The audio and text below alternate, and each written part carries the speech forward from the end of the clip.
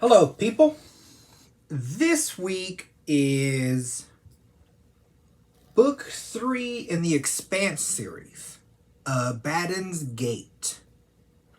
I absolutely love this whole series, so I'm actually reading it slower than I normally would, right? I think we've all been there, where something's so good you just want to savor it. So I could, obviously, I've bought the book. I could have read them all, I think, by now. But I'm purposely going slow. Is this as good as the other ones? Spoiler alert, yes. At least according to me. Very good. Do you need the other ones to enjoy this one? These authors do a great job of not requiring any sort of pre-knowledge. And I sort of think I figured out how or why or how they're doing it. How. And it's perspective, right? So there's a rise and fall to any action. That's what I was meaning to say. Where your eye goes, sort of the horizon. That's your story. And in that, a big event, a wedding, a war, can become the past fairly quickly and then not matter as much. Not that it didn't matter when you were doing it. Not that it didn't matter when it's on your horizon and that's what you're looking at. Only that your eye now has shifted and we're looking at something new. This is what happens in this book. So the events of book 1 and the events of book 2 are there in the story, but they're not where our eyes are looking as the characters or as readers. And in that sense, our horizon can be over there and we don't have to spend so much time catching up because the events are just part of the world. That's how they do a really good job of this. And so you don't need any, I think you can grab any of the books you want. Obviously, if you read them all, I think that's funner, but you don't have to. So we get the other thing and the structure I was wondering about in books 1 and 2, and less so in book 3. They do this thing where they'll get like 2 or usually 3 characters, maybe 4. And then they become your point of view for all the bits of the story, right? So instead of putting Holden somehow in the room everywhere, you let someone else be in that room, and then the things he does affect our big arcing story, and Holden and company and crew being our main theme we follow, right? So this is what this book does. It's Holden, Bull, Anna, and what's the other lady's name?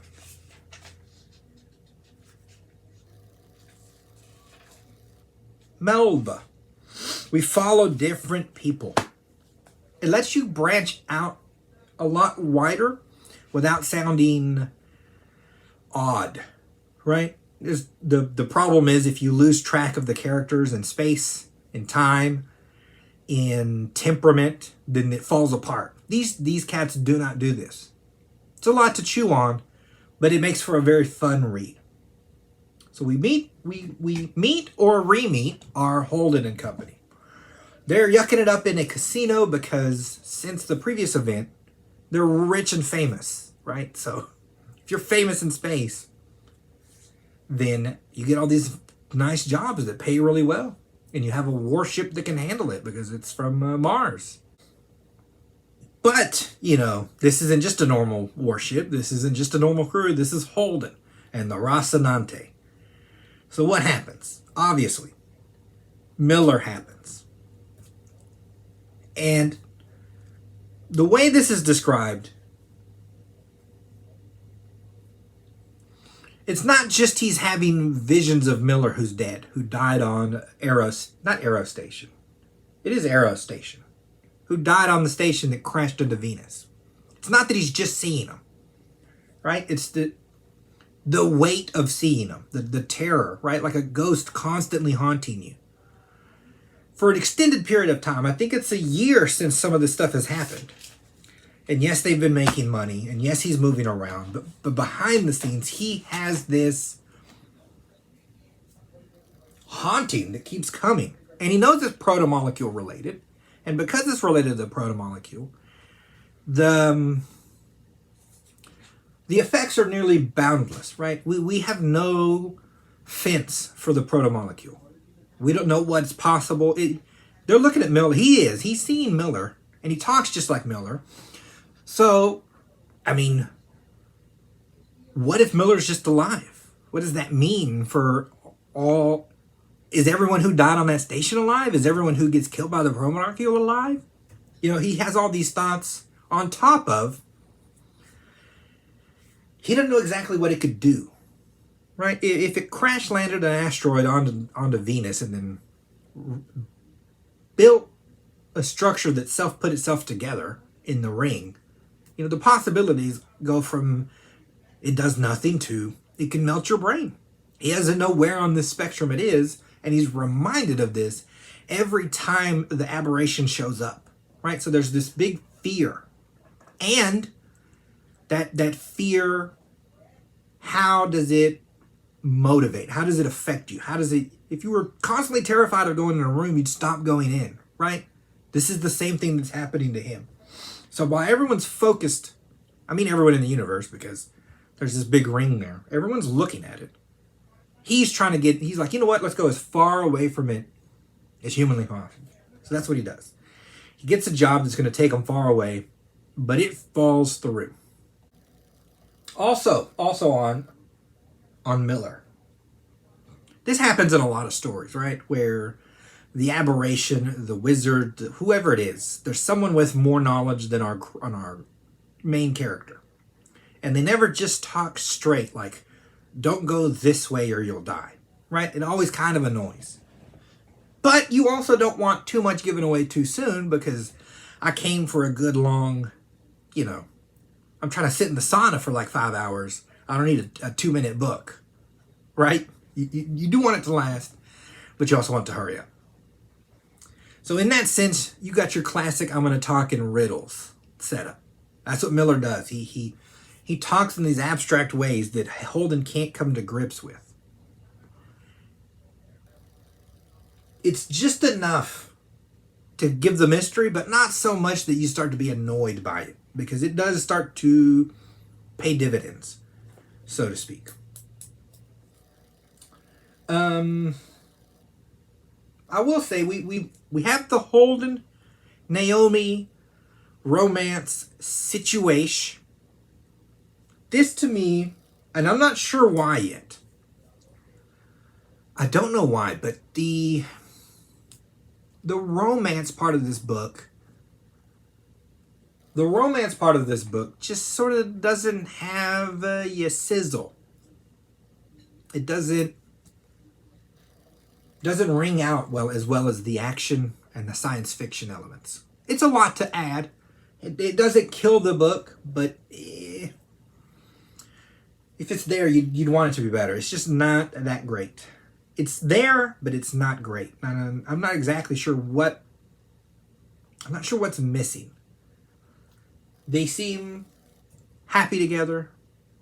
They communicate. Seems like a solid relationship. But something's up. It doesn't stick to the ribs somehow. But that doesn't mean you don't care. Because somehow, in the time you spend with them, you end up caring about all of the crew. You kind of do. Even sort of the villains. You do care about them. It's just somehow the romance doesn't ring out in my head. We cut then to Bull. He has a longer name, but I didn't write it down. Everyone just called him Bull through the whole book anyway. He works for the OPA. That's your spacer criminal organization's gone good. And Fred Johnson sent him out there to watch Captain Ashford. Now, Bull is qualified to be the captain. He probably should have been the captain. But politics being what politics is, they don't want a non-belter in charge. He says that would look bad. When we're trying to establish a belter government, you can have a non-belter. So you got to sit there beneath a guy not as good as you and try and hold his hand. That's essentially what's supposed to happen. They've turned the behemoth into sort of, what is it, the Nauvoo, which was a Mormon ship, where they're going to go try and find more planets, and they've turned it into the behemoth. This is their big warship. It's janky as all get out. Nothing works on it. You're trying to convert on the fly basically a habitation ship into a warship. And no one's really buying it, but it is a big unit, so, let's not start anything. So it went out to the ring because they want to say, this quasi, this is our territory and we'll help ensure it's blah, blah, blah. Right? And of course Mars sent some because I just can't have the OPA owning the ring. And then Earth sent some because Mars sent some, and everyone's just staring at each other. It's one of these situations. It's sort of like a frontier feel in spaceships with this Ashford out there. It's very fun. I will say that this is, to me, maybe half the fun of the book. Is not just that we're in space, that we take the time to live in the ship, so to speak. Because I've never been on a spaceship. I don't know what it's like to be out at sea or in space. But I like to think about it, right? Everything's not a space battle. But why would space still be fun? This is sort of why. You can experience that with this book. Maintenance of a ship. The ins and outs of ships. How they would interact, right? So we'll have Bull will get a lot of, here's some trouble that can happen with the ship, and here's dealing with the crews.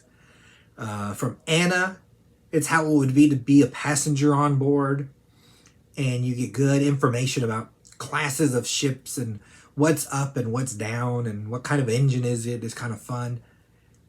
With Melba, she fakes being a engineer to get out there. So you get the guts of it and how a working class stiff would function in it. And you're not a soldier or anything like this. And with the Rocinante, you end up what it's like to... What is it? That's home. It's the ship we've been with most. You feel what it's like when it's in danger. When it's invaded, so to speak. So, again, a wide spectrum of it as well. Very fun part of the book. So even when we're just talking about the politics of the crew working on the behemoth, or, what wires went out and how I'm going to fix it and am I going to get overtime, and how that pay gets done back at home. All these things start to be fun because they're not just the cowboy fighting the Indian. It's living on the wagon trail, right? It's just fun to me. Melba. Melba is Jules Pierre Mal's daughter, his second daughter. I don't think she's the eldest. Maybe she is. I don't have it squared in my head right now. In any case, she wasn't the favorite, right? That was Julie Mal. Julie Mal was the tall one, the pretty one, the fast one, the smart one. Did everything right. Everyone liked. And, there's some jealousy there in that she just left it all to go do what she did and end up dead. But now she's went from, I'm the daughter of the richest person almost in the galaxy, to this fall from Olympus, so to speak. Now, her setup, because the way her father left it, he carved out enough for the family. Meaning, if she wanted to just go live somewhere, she wouldn't be poor, right? She wouldn't be as rich as she was, but she could live comfortably. You know how a rich person would retire, so to speak. And she could just go live a normal life. So money's not the issue. Money she doesn't care about. Her issue is pride and sort of affection. She wants to be the one that sets right this galactic wrong, and that her father knows this. This is the motivation. To that end, she's like adrenal powered, right? There's this illegal crap she's done to herself that makes her, like when they say you get adrenaline pumps, you can lift a car. She's done something to that effect to her body that she can activate and then, for a short period of time, kill 5 people or something to this effect. Very cool. I like that technology. Anna is a religious social worker, which I also think is just a cool choice of character, especially in science fiction. It seems like in a lot of science fiction, we forget, human elements, right? So if you have anxiety, depression, greed, these kind of human traits, they don't go away because you're rich or fed or sheltered, right? So at some point in the future, we'll have all those things sorted out and these things will still bubble up. And a lot of sci-fi stuff forgets that and really gets stuck on the aliens, so to speak. This does it through this character. We had a lot of political talk. What does the ring mean? Like religiously, right? Who's God? Whose God made it? And what does your God have to say about it? And what does that mean for my worship, etc.? What would it mean politically, etc.? A lot of conversations like that she gets to have. And that's the benefit of ancillary characters, right? You get to delve into stuff without too much interrupting the flow of what's happening. Because if you just go right to the action, there's no build-up and there's no stakes, right? Whereas if I live with the character a while, talking politics, talking about their kids, then when danger comes, I have that greater sense. The Rocinante gets in trouble. He wants to go as far away from Miller, right? He has this fear in his head, so some random thing, right? The crew he was going to get is like a shady bit of group anyway. They think they're probably smugglers or illegal criminal elements somehow, but they were going to pay and they were going to take him because he wanted to get away. And then something scared them away. So they were like, what's happening? And of course, in the back of Holden's head, it's something to do with Miller and the protomolecule. He just starts seeing, ghosts everywhere in his mind. What it ends up being is probably worse, right? Lawyers. Somebody, Mars wants the Rocinante back. They say it's theirs. He says it's legitimate salvage. It probably is. But that's not the point, right? He went from, we're rich and we're not going to have to worry for a while to, I don't have enough to pay lawyers to fight Mars for the 10 years it would take to figure this crap out. Because lawyers, more than any group probably, can suck you dry of all your money. And so now he's in this hard spot. In the midst of this hard spot, God, what was her name? Monica shows up. Monica is running a film crew. They want to go film The Ring as a documentary. And as part of that documentary, interview Holden, maybe the most famous man in the galaxy. At least one of them. And of course, Holden's taking this all sideways. He thinks this is all some kind of weird conspiracy by the protomolecule. But he doesn't see a way out. She can get the hold lifted off of his ship. On hold, it can't go into any other port that's legal, so it'd just be a bunch of Blackwater ports, which wouldn't be good at all. And so he's sort of stuck. But as a journalist, she can get it lifted, and they can go on their way. They'll get money, they'll get away from the problem for a little bit until they figure out what they need to figure out. So he takes the lifeline. Now he's getting sucked towards the ring, which he didn't want. We get this next bit. It feeds it out a lot better, obviously, than I'm going to present it. But we get a few rules about the ring before we go into the ring. Now, we all knew this is a science fiction book. I'm like, there's no way we're not going in that ring. It's just, how do we contrive it, right? How does it end up happening? If it's too convenient, that sort of ruins it, right? Like the president goes, Holden, we need Drew to drive into the ring, right? It'd be like, it's a bit much. We don't do that at all. He's just going with the journalist. And events happen. Hold on. So in the ring, some idiot tried to fly through it and then died. but his ship didn't get destroyed. So what they found out is you can go into the ring and you don't come out the other side. He gives some kind of science to it. I'm not gonna worry too much about that, right? Clearly it's not possible, but clearly we're just gonna roll with it. It is. I love stargates. I love portals. In my science fiction, I like teleporters. I'm gonna let it happen, okay? So there's some science behind it. Some kind of Einstein ring or something. I don't know what they called it. It was cool enough for me. So you go in, you don't come out the other side. You go somewhere else. And there's a speed limit. So he went in at like Mach whatever because he didn't want the ships to stop him. And he gets in and instantly just like explodes, like it implodes. But what happened is the ring made his ship go from Mach whatever to really like 600 meters a second. That's slowed you down from where you were to that in like a fraction of of time. Well, in this book, right, so the ship slowed down and the metal bit slowed down, but the organic bit in the middle didn't have time to slow down, so it just went on the on the inside and splat. Splat goes the meat sack. So they all know there's a speed limit in the ring.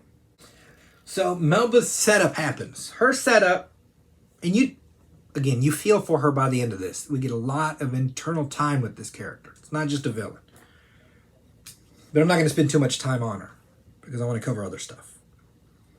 Her setup is she blows up one of the ships she's been working on, right? Then immediately sends a false message out that says Holden did it.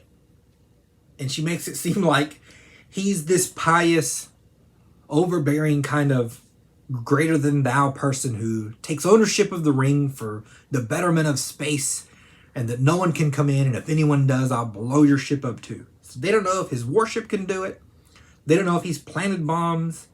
All they know is he blew up a ship and no one's liking it, right?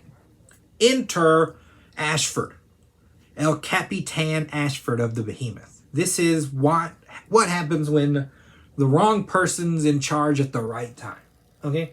So, Bull comes up to him and he's like, we got to shoot him down. And Ashford's like, I ain't doing jack squat. What are you talking about? He says, the universe, the Mars, Earth, they've seen Holden work for the OPA. They'll think he's OPA. They'll think we are with him, his protection. They'll think we blew the ship up. They might shoot us thinking that.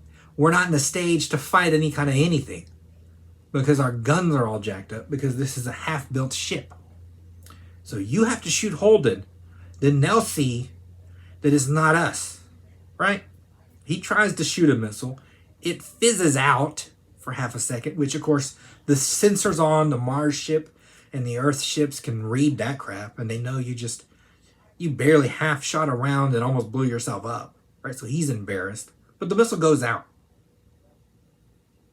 And Holden, just to live, he's like, we can't outrun the ring. I mean, we can't outrun the missile. That's not possible. The ship could, but we wouldn't live inside of it. So he goes, make for the ring. So his plan is to go into the ring, obviously slow down before they die, go through and then see what happens. The missile might just catch up to him and kill him, but it'd catch up to him and kill him anyway from where they are.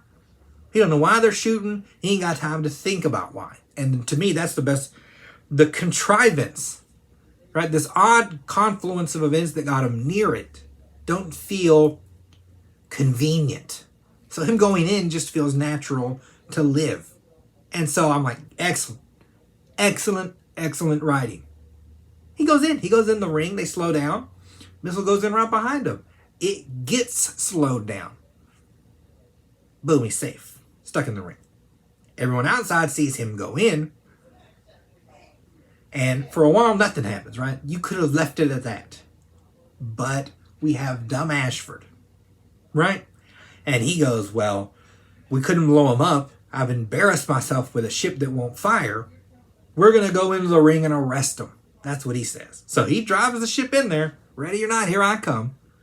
And of course, once the big behemoth is going in, Mars and Earth aren't going to be the odd man out. They're not going to let you. They're captains, right? This is frontier land. I don't know exactly the rule. I don't have time to ask, but I'm an authority. And if there's anything to be claimed in it, Earth needs its share of the claim, as does Mars. I'm like, everyone now goes in the ring. You got, I don't know, 45 ships going in there, all sorts of guns, all sorts of problems. We don't even know what the ring does. We're all going in because of Ashford. I'm like, ugh. Holden, they see all the ships go in, so Holden's like, it's not enough. I can't risk all my people. So he gets in like a suit, a special personal suit, and he's going to jettison himself over to the only thing that's in the ring. It's this little sphere. By little, I mean it's like, what did I say, 5-kilometer sphere. So it's large, but compared to the massive ring, it's this little thing. He's going to go to it, and he has his ship announce, look, I'm not on board. They know it's a setup, but they don't have time to prove it. But he's just to say, look, I'm not on board. Come get me. I'm over here. Leave my ship alone, though, right? So it's honorable. It's exactly what Holden would do. It's a very Holden thing to do. So he's fluttering off. His crew's got to stay behind. And of course, they send Marines to go get him. The Earth and Martian Marines. They will be in huge mech suits that, just, they can rip you apart. They're all powerful suits. War suits. I love this technology. And then this gets to, again, at least 30% of the book, 40%, is the fun of living in space. It's being on ships. It's all that. But, the showpiece is that alien technology. Let's not lie. And that's what we get. This is what I really want to talk about. In this sphere. He goes to it. An iris opened him, and he goes right in it. Right? And now he's talking to Miller. I think I give the authors the most credit for this part of the book. Because so often in science fiction, or fantasy, they want to say, right, they want to lean on everything's normal. Everything's normal, but there's this just one little change. So he's like you and me, right? I don't want you and me. I'm normal. I don't want normal. I want fantastical. I want science fiction. I want, what is the alien contact like? I want different planets. I want way out there stuff. But way out there stuff gets hard to describe, to define, to interact with. So a lot of authors don't seem to do it. They, cop out. Or sort of go too much of a Star Trek route. Again, I love Star Trek, but you can't always eat the same food. This one, he takes a very big idea. I think it's 2 authors. They take a very big idea and then just bite in at it. They give it a go. The descriptions inside, it's like,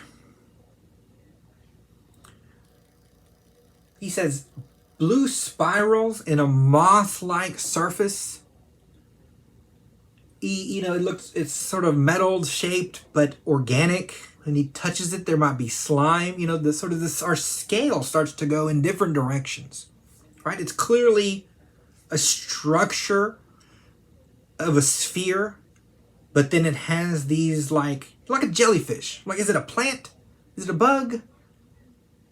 Is this amorphous thing? It can bloom like a plant and then grow like a fish, but it have no bones. The rules start to break down in this sphere, and they go way out in the descriptions. And in the sphere, right, Miller, the things he starts to say, right, like it doesn't, he keeps giving a warning about doors and corners. If you're an officer, not looking properly around a corner and approaching doors wrong, or where you get got. That's how he says it, right? So you understand that warning, so that when he keeps mentioning it, you sort of apply that warning to this oddity that's around you, right? Whereas you could be just wonderstruck, right? A scientist in here would just be wonderstruck and just looking at everything and not bothered about the danger. Holden's not a scientist. He's more, That's why it relates to us so well. He's semi-wonderstruck, but then constantly trying to figure it out. And you start to feel Miller's messaging more than you understand it, almost. Because he's not explaining stuff. It's sort of slowly flowing into place.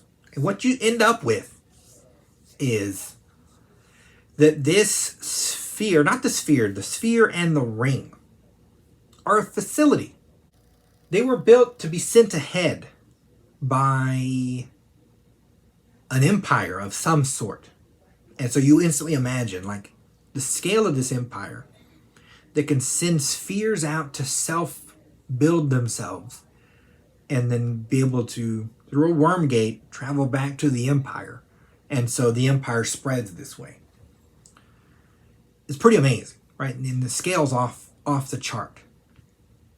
But that Miller says, the station, that's what he calls it, this is the ring and the sphere, is in lockdown. That's why no one's moving. Those are safety features.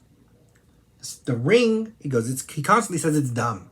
It's just like a car or a plane on autopilot. It just has its automations. It can't sort through who these people are. It just understands its levels. So if you show it, right, it knows too much speed is dangerous, slows everything down. Later on, when the Marines show up, they try and shoot off a grenade. Now it knows explosives can come in these people. Things need to be slower. Causes massive issues, right? Missile. You can understand molecules and it's automated in that way, but not autonomous in any way. And so you're stuck in its net. He keeps asking about Julie. And then the Miller basically says, Julie's dead and Miller is dead. And then he goes, I'm just the machine for finding things. That's what he says. So it's that he's in this Miller shell. And that he seems so like Miller doesn't mean that he is Miller. And that kind of gives you some, ominous vibes as well. Speaking of the Marines, because they're going to arrest him, right? So one of them, before they get there, Holden's asking him, your friends are coming. He goes, can you stop him? He says, I could stop him, but there'd be consequences. And again, that sounds ominous as all get out. Holden doesn't take him up on that, because if he did, right, what you start to realize is Miller isn't in control. Miller functions sort of in this side boundary, but his goal isn't the people. His goal isn't to turn the thing back on. That's just sort of in the way of his goal. So he doesn't have minute control. He can't say those 3 people out. He says it's all the way open, all the way closed. So if I said no Marines, it might kill all the other people. That's the hint you get from him. They pass by some constructs. He says they look like bugs, but then when you get close, they look, there's like a shape to them. Your mind always sees arms and legs, this kind of thing, but they're like balled up on the ground. And when the Marines get in and shoot their gun. It stops all the bullets. They're not worried about that. But then now the system knows somehow speed got in where we didn't realize. Again, it changes the rules, which slows down all the ships that were in orbit, so to speak. So again, moving a ship down from 600 meters a second down to whatever the speed is, since human bodies flying. Our bull ends up paralyzed, etc., etc. A lot of bad happened if you shake up a ship full of people. That's what ends up happening to them. But Holden doesn't know that yet. He gets a hint. In any case, the Marines in there, the one who shot the grenade, these construct come up. He shoots one of them. Then 4 come up. And they casually just come and, rip them apart. And I'm like, that's horrifying. And doubly horrifying to Holden is that it was in one of those powered armors. Right? So it's like it grabbed Iron Man and ripped him apart. It's just with ease. They then hack at the body, possibly eat it. And then they, like, a yellow goop, like they stand around even the broken one, hack it up, and then a yellow goop comes out of them onto the hole that the grenade made, and now it's back to pristine. Right? And then Holden's like, did they just turn that man into spackle to fix the floor? And then Miller's like, yeah, kind of, yes. He shouldn't have shot a grenade, though. And I'm like, oh, God. Again, just when you're not expecting it, the scale of what the protomolecule is capable of sort of shows up, and then you're kind of terrified. So what Miller wants because Miller wants Holden to help him access the records. That's what he calls it. And then Holden's like, why don't you do it? He goes, I'm not here. And so he pushes Miller. He says, you feel like you're here. And that's when Miller explains, and this part's very cool to me, right? He's like, if you take the human mind and you get all the synapses in it, right? All the way that the neurons in your brain fire off, and you lay them out and turn them into buttons, right? Those are all buttons. And so if you touched a flower or this blue pin, it requires certain buttons to be pressed, right?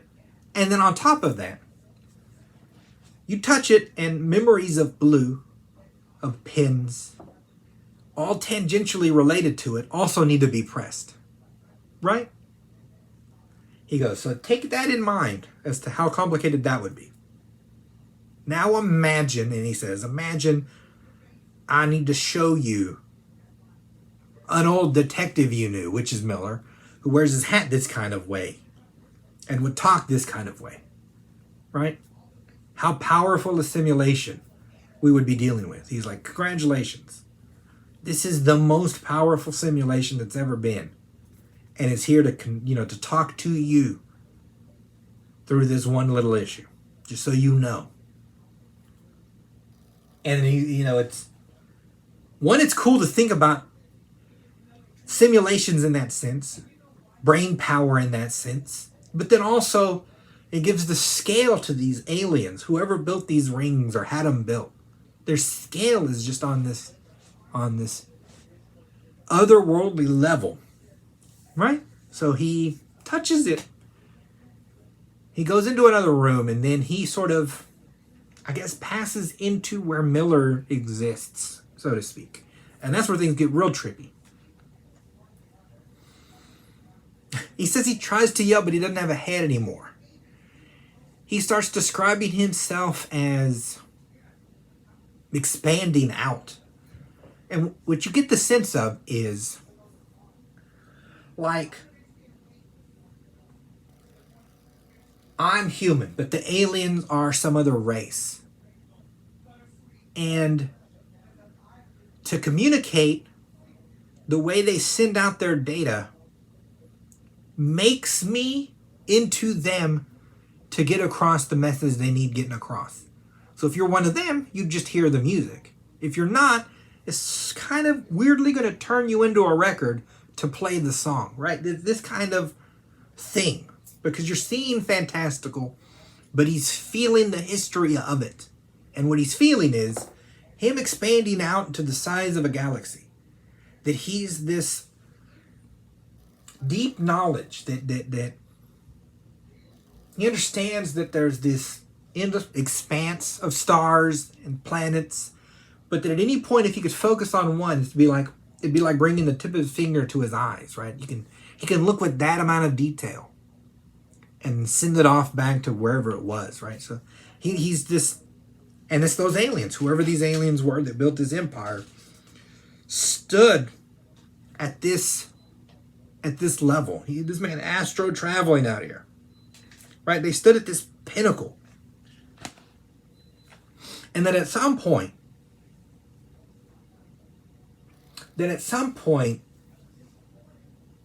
one of those stars out of the multitude that were around him just went out, right? And he goes, at first it was just interesting. There's been a change. In all these millennia I've been looking. Now there's this little void over here.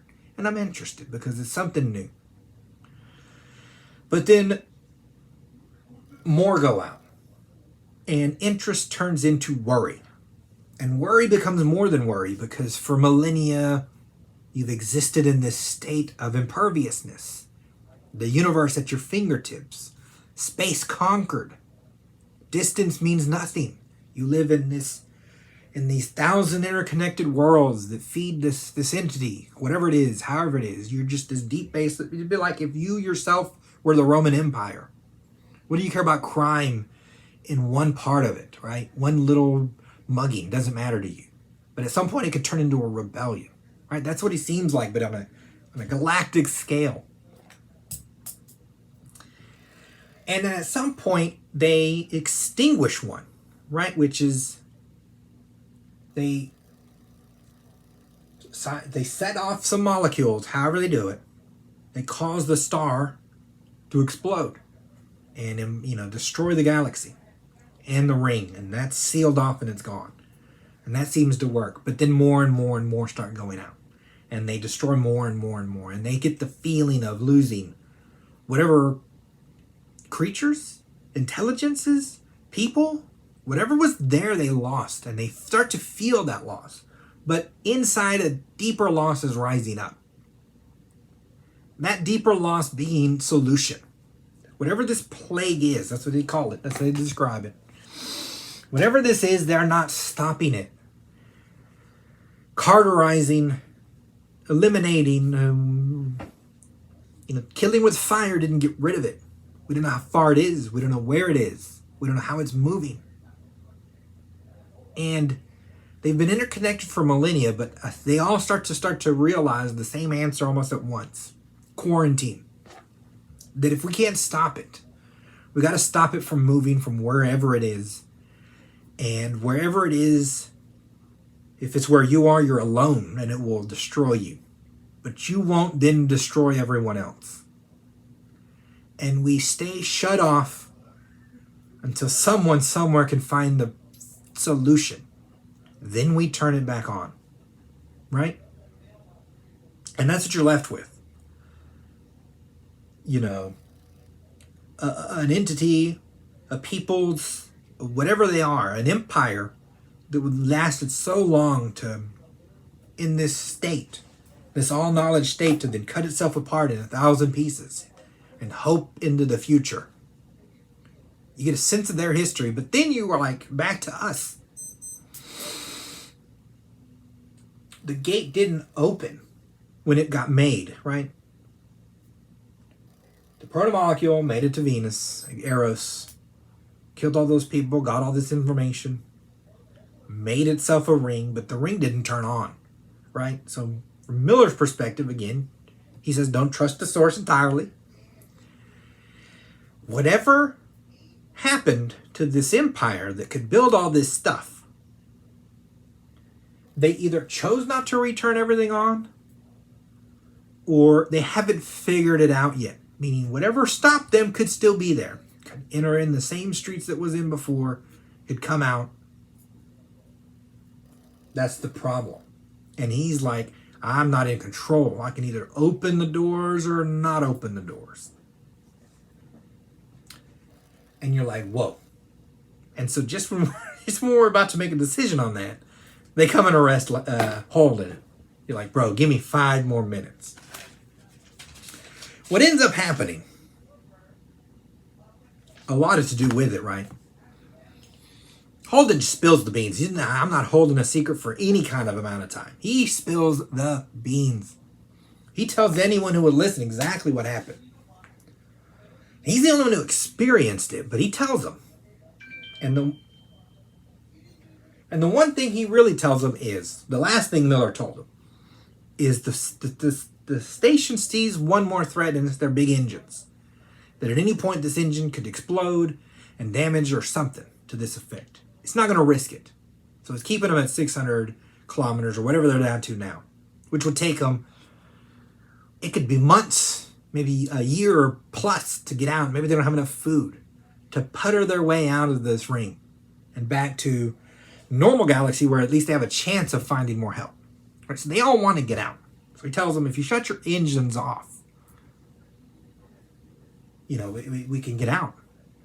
But it might also open all these gates. And one of these preachers gets it in his head that maybe that's not a good idea. Maybe we should destroy the ring and not risk the galaxy. And Ashford, the dumb captain, sort of believes this cause. So we have this weird internal mutiny, this fight to the death, where he's trying to beam some part of the ring and melt it and implode it and leave them stuck over here and destroy the ring. That's his plan. Miller laughs when he hears it because it's like, bro, you couldn't scratch this setup. I don't know what you're thinking. But if you start beaming at this ring, the station might say, you're a threat we can't control. Let's, nuke your galaxy, which it has the capability of. And Holden knows this because he had visions of it. And so if he goes through with his plan, obviously the whole galaxy ends. And you're like, a bit much, but I'll go with it. It's alien technology. Obviously, they stop him. They stop him, and Holden gets one last visit from Miller. Right? And it's, again, back in the simulation, but we're on sort of a planet. He says, I picked a planet that's connected. And so Holden's constantly thinking, like, I could live on this planet. Had a weird frog, but who cares about that? It smells nice and it's green, and I won't have to worry about child limits, and there's endless space, and space is such a problem for overpopulated Earth, and why we wouldn't have to go to war because there's endless resources. All these great grandiose things he's thinking, and Miller is sort of like, doors are open now. All of them are open. And it is what it is. Some of it may be good.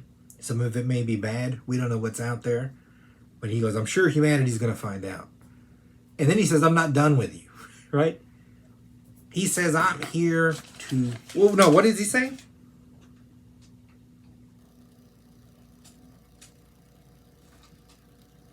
Yeah, he says the empire that touched thousands of stars.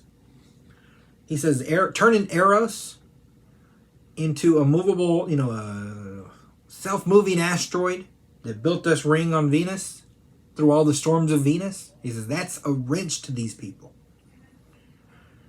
to this empire, to what it was. That tech means almost nothing. The tech that was ripping you apart. And he goes, and something put a bullet in their head. But the doors are open now. In a weird way, I don't think Ashford was wrong, right? But he was never going to make it happen anyway.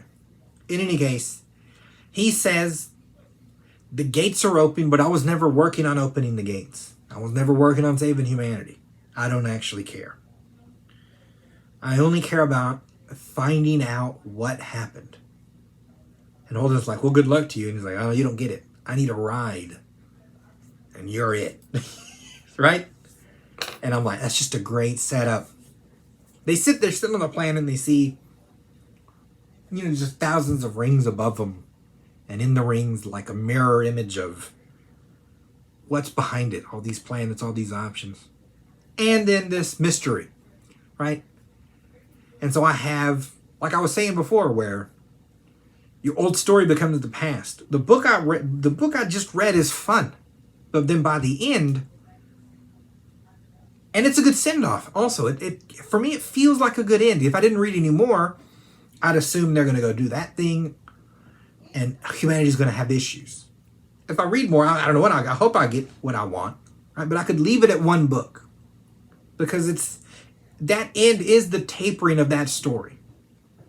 And the new won't care that there was the ring because we're on to new stuff, right? It's in the aftermath of World War I, right? It was this legalese as to how much to punish Germany, and that was a big deal. And it has consequences, but in the moment, it's just arguments between nations. At the end of World War II, what part of Germany do the Russians get becomes the issue. The war happened, and it'll be interesting. And it was the pinnacle when we were in it, but now it's the past, and we have this new horizon. That's what he does. That's what the these two authors do with their books works fantastically. And like I said, it's full of the human elements in between. And that's what really sells it. But my mind was just thinking, all the proto-molecule stuff. And then the real root question is, would you open those gates? Right? That's sort of the question, the main question it asks you. Would you open those gates? Because the other option is sort of self-sacrifice. Do you kill yourself to not let, the playing out? I don't think I could ask someone, right? I wouldn't ask someone, kill yourself to save the galaxy from some unknown... the plague could have petered itself out. The plague might be inert by now. Run out of food and then goes away.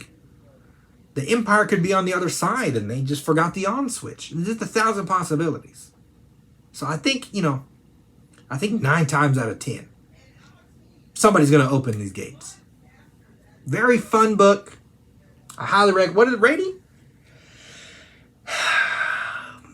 I still say, what do I say? 4 out of 5. I'm going to give it a 4 out of 5. Yes. 4 out of 5. I don't think... Okay, the verbiage isn't so wondrous to warrant dropping what you're doing if you're a reader already reading something, right? But it's good for most everybody. Even people who don't like to read, which normally gives it a 5, but 5 has to cover readers as well, right? So I'm going to give it a 4 out of 5. Don't be afraid to recommend it around to people. And I went head first into this series, and I'm happy so far. And I've bought all the books. I have I own the whole series. So I've committed. If at some point it fails me, I will be disappointed. But so far, from what I've gathered, the first 3 don't fail me, and this one specifically is not a failure. 100% okay to buy, I would say. Okay, people. I've yammered long enough. Add time. These are, as ye know, my books. You can buy them on Kindle. Yes. It has this odd thing that you can't purchase Kindle books through Kindle. So you have to go get it on Amazon if you have like an iPhone. I guess if it's too much trouble, you don't have to. I think they're good. They help the channel. You can also help if you want to subscribe. But, not begging. If you just enjoy watching, right? It's easy. No commitment necessary. I think my books are good, but I have no idea. I tell you, by the time I was done, I was cross-eyed. And I'm like, I don't know if this is good or not, but I can't see where I'd change anything, right? It was a very weird experience. Okay, people. I will talk to you all next week.